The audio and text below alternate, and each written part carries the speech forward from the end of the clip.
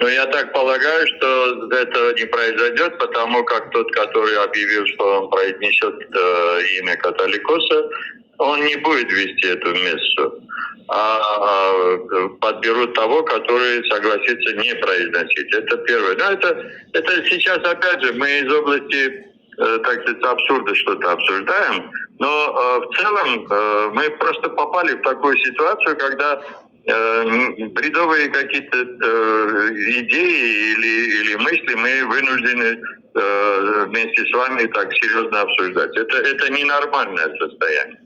Но одновременно, поскольку это реальность, поэтому надо говорить о другом, что будет вот Высший совет епископов, архиепископов в ближайшие дни, а он определит свои внутренние каноны, какие должны быть, и как вполне вероятно те, которые не подчинились церковным канонам, они могут и, так сказать, потерять свой сан.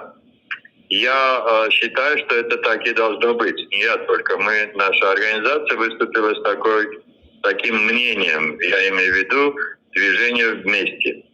Поэтому Поэтому, что касается тех, которые иначе считают, ну, пусть тогда попытаются стать большинством. А судя по заявлению, которое подписали сегодня 27 архиепископов и епископов в защиту своего предводителя католикоса всех армян, я думаю, что эта операция так называемая операция смещения католикоса будет провалена.